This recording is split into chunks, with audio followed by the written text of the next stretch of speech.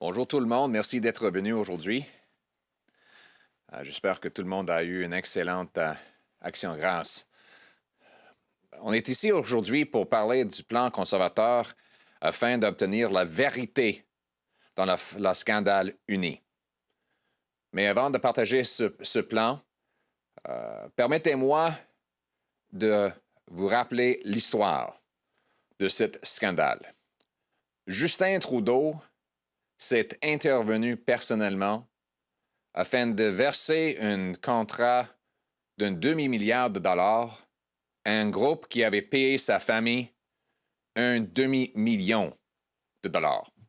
Il avoue même maintenant, après s'être fait attraper, qu'il aurait dû se reculer de cet enjeu à cause des liens financiers entre le groupe et sa famille. Donc, nous avons commencé des études au comité parlementaire pour savoir la vérité dans la question de la scandale uni. On a obtenu des documents du gouvernement, mais M. Trudeau les a caviardés. Tous ces camouflages dans ces documents nous empêchent de savoir toute la vérité dans cette affaire. Mais la même journée qu'on a obtenu ces documents, M. Trudeau a prorogé le Parlement en nous empêchant de forcer la divulgation de ces documents. Donc, à ce moment, j'ai promis, M. Barrett a promis, et tout le Parti conservateur a promis aux Canadiens de ne pas lâcher et de continuer juste au but pour savoir la vérité. Maintenant, le Parlement s'est rétabli. La prorogation est terminée. Mais dès la réouverture du Parlement, Justin Trudeau et les libéraux ont empêché les études parlementaires au comité de la procédure, de l'éthique et des finances. Les libéraux ont utilisé des méthodes d'obstruction pour empêcher la continuation des questions et divulgations. Donc, que ferions-nous pour procéder vers la vérité? Nous avons deux étapes que nous prendrons comme conservateurs. Premièrement, les comités de l'éthique et des finances auront des réunions dans les prochains 7 jours où on va faire adopter les motions pour mettre fin au camouflage dans les documents et obtenir d'autres documents de Speaker Spotlight et d'autres groupes. Si les libéraux recommencent leur discours sans arrêt pour faire passer du temps et pour empêcher l'adoption de ces motions, nous nous consacrons d'y rester aussi longtemps que nécessaire pour que les motions soient votées par les parlementaires. Alors, notre message pour les libéraux, vous pouvez parler, vous pouvez faire des obstructions, mais nous n'allons pas arrêter. Nous allons continuer ces réunions-là aussi longtemps que nécessaire pour faire adopter la motion pour la divulgation complète et transparente des documents dans le scandale uni. Deuxièmement, c'est trop complexe d'avoir un grand nombre de comités qui font enquête sur le même sujet. Il faut les unir. Donc, les conservateurs proposent un seul comité anticorruption, afin d'obtenir la vérité dans le scandale uni. Ce comité aura le pouvoir d'acquérir tous les bilans, tous les témoignages, tous les documents dans la possession des autres comités. Et ce comité va se concentrer sur la vérité, la réponse des questions qui sont toujours là et la divulgation totale des documents liés à la scandale. Nous allons travailler évidemment avec d'autres parlementaires dans tous les partis afin d'établir ce comité et nous allons utiliser tous les moyens nécessaires afin que ce comité soit établi. Les Canadiens ont le droit de savoir ce que les libéraux ont fait afin d'aider leurs amis. C'est une organisation qui avait payé un grand voyage de 41 000 $ pour Bill Morneau, l'ancien ministre des Finances, qui était très impliqué dans l'argent donné à l'UNI. Et c'est un organisme qui avait donné un demi-million de dollars à la famille Trudeau. Donc, c'est nécessaire que les Canadiens sachent ce qui a mené à une grande contribution des contribuables pour payer cet organisme qui avait avantagé des libéraux. La vérité, c'est la seule chose que nous cherchons. Nous revendiquons que le gouvernement permette cette étude et qu'il travaille avec nous afin de mettre la lumière sur cette vérité. Nous sommes déterminés et nous n'allons jamais arrêter avant de savoir c'est quoi la vérité pour que tous les Canadiens sachent. Les Canadiens ont le droit d'un gouvernement responsable, imputable et honnête, et le Parti conservateur va faire en sorte que ça arrive. Merci beaucoup. Well, good morning. Happy Thanksgiving to everyone. I'd like to thank my colleague, the Honourable Pierre Poilievre, for starting us out this afternoon and for the continuing work of parliamentarians on the issue of the WE scandal. We learned earlier this year that during unprecedented times, a pandemic, that an organization which had paid members of the Trudeau family $500,000, that the Trudeau government decided to award that company an agreement worth $500 million. Committee study followed that, and witness testimony was heard, and it became, frankly, very uncomfortable, very damaging to this government.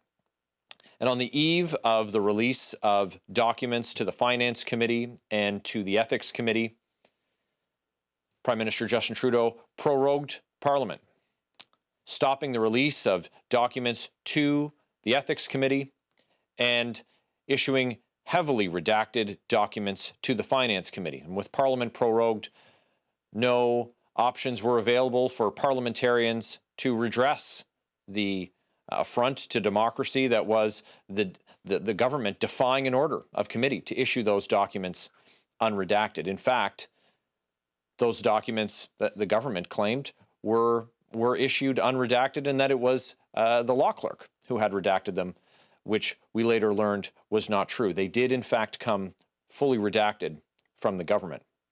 Now, following prorogation, parliamentarians set out to complete the work that had started before the Prime Minister shut down Parliament, before he put the needs of his image, his prorogation cover-up ahead of the needs of Canadians during a pandemic.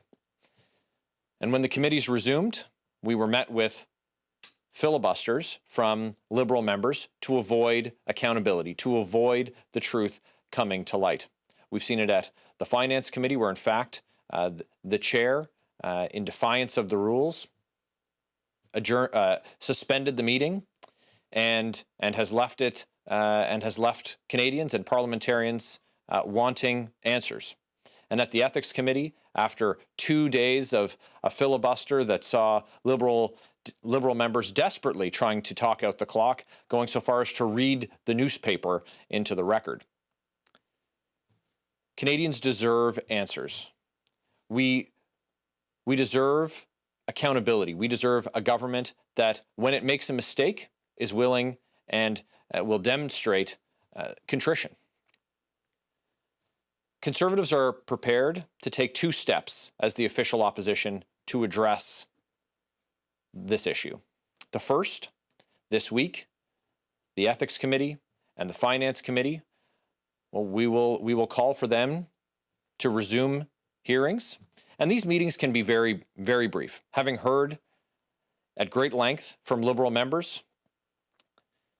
They can simply, once the meeting is called to order, have the courage of their convictions and vote against the release of the documents, but with the opposition majority on those committees, the truth will then come to light. That's true at the Finance Committee and also at the Ethics Committee. So it can be a 10-minute meeting or it could be a 10-hour meeting.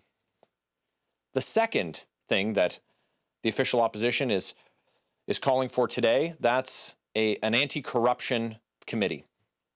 We've seen now with this WE scandal spanning across multiple parliamentary committees, all individually being filibustered, with the government chairs abusing their authority on those committees, that we need a single place to hold the government to account, to get that accountability. We're not talking about insignificant amounts of money, and it spans across multiple announcements this government made over the course of the past 6 months. We're going to demand answers, and this is exactly what the official opposition, this is exactly what Canada's Conservatives committed to doing when Parliament was prorogued in August. The cover-up that's been furthered this week at committee, the cover-up that was initiated with a 6-week prorogation, it must come to an end. Canadians deserve answers, and Canada's Conservatives, the official opposition, we're going to get them. Thank you very much. We'll now start the question period. Nous allons maintenant commencer la période de questions. As usual, one question, one follow-up. We'll start with the questions on the phone and then we'll turn back to the room. Opérateur, nous sommes prêts pour la première question. Merci. Please press star 1 if you have a question. S'il vous plaît, appuyez sur l'étoile 1 si vous avez une question. The first question is from Jim Bronskill from the Canadian Press. La première question de Jim Bronskill de la presse canadienne. Good afternoon. You say that you are seeking answers. Could you give us an indication of the questions? What would you like to know through the inquiries that you are pursuing? I think we're just wondering what after the release of thousands of pages of documents, after the hearings that have been held, what are your outstanding questions? Well, the question is, what's in the redacted documents? There are pages and pages and pages blacked out, and according to the parliamentary law clerk, they are blacked out not in accordance with the order of the committee. So that's question one. Question two is the speaking fees paid to members of the Trudeau family. And first we were told there weren't payments made. Then we were told that everyone was paid. Then we were told that only people who attend the special events after these big WE performances were paid.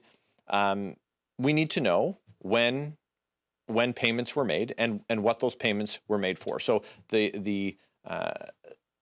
and certainly there has to be something pretty significant, pretty explosive in those documents to shut down Parliament, to stop their release, and then once Parliament resumes, to filibuster committee for days on end to prevent their further release. So that's what we're looking for. We're told basically that the redactions that apply are kind of standard redactions that we see in the Access to Information Act. The Conservatives did little or nothing to improve the Access to Information Act while they were in office. Why did the Conservatives not do more to ensure that these kind of redactions don't appear in documents that we see when they had the chance to do so? Well, thank you for sharing your opinion about the previous Conservative government's approach to access to information. You are entitled to your opinion. You're not entitled to your own facts. The Federal Accountability Act massively expanded the Access to Information Act and made countless agencies, crown corporations, and other governmental organizations subject to ATIP. It improved response times, and it allowed people to get more information than was previously available prior to the adoption of that act. So we are actually the last political party in Canada to expand access to information was the previous Conservative government. So I'm kind of surprised that you're of the opinion that we didn't do more. We've done vastly more than this government has done. Furthermore, the Access to Information Act is not even relevant to this conversation because this is a parliamentary request for document disclosure. It is not based on the Access to Information Act. It is based on the ancient authority of Parliament to procure any documents it seeks from any entity, including and especially the government. So it has nothing to do with the Access to Information Act in the first place. Finally, even if it did, can you speculate for a moment on what could possibly be of a national security importance in this WE scandal? Supposedly, the grant was given for the purpose of creating a student service grant. How could a sum of money sent from the government of Canada to a nonprofit organization for the sole supposed purpose of creating a student service grant have anything to do with national security? And yet, that is one of the many justifications that is used by the Liberals in order to justify the countless blackouts that they include in these documents. So they have an obligation to release these documents. We have the unmitigated power to force them to do so. And we are going to establish an anti-corruption committee to get it done. Operator, next question.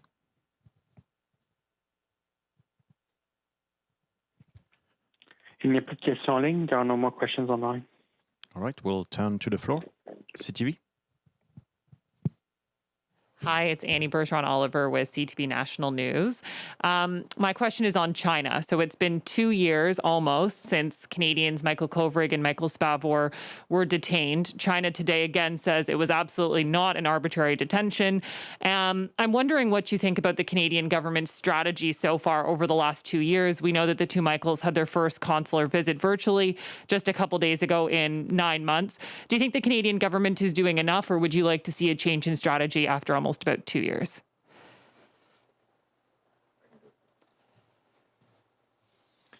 Well, the results speak for themselves. The two Michaels have been languishing in a Chinese prison for 2 years now, with little and for a lengthy period, no access to consular services. We as Conservatives think that the charges are nonsense, and that this is an abuse of power by the PRC. Frankly, the weak-kneed and incompetent approach of the Liberal government has done nothing to achieve the release of these two Canadian citizens, and that is why our leader Aaron O'Toole has proposed a much more robust and active approach to confronting these abuses and achieving Canadian interests, including the release of the two Michaels. Thank you. Some experts have suggested that now might be the time for Canada to start doing some type of retaliation against China. Is that something that you would support, and what would you like to see if that's the case?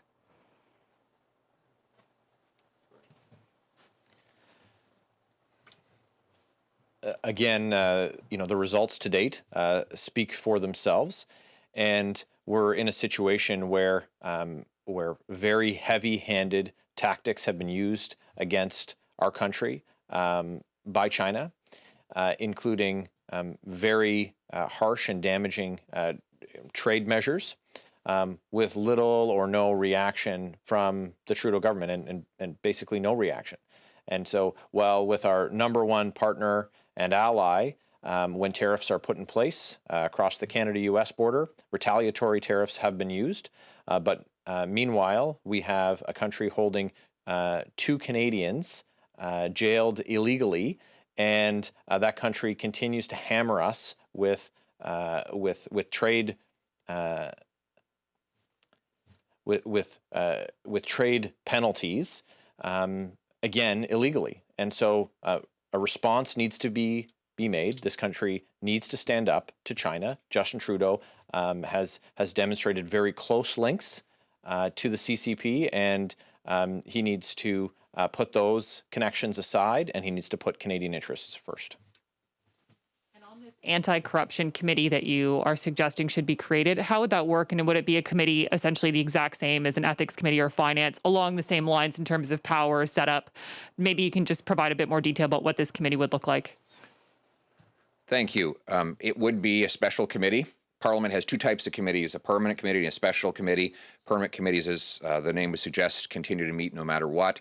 Special committees have a specific purpose and a time-limited period. So previous examples have been the Accountability Act Committee, of which I was a part in 2006, when we created a special committee to pass anti-corruption legislation after the sponsorship scandal. Second example would be the Canada-China Committee, which our leader initiated. These kinds of committees allow parliamentarians to zero in on a very narrow but important subject, while allowing all the other permanent committees to continue to do their work.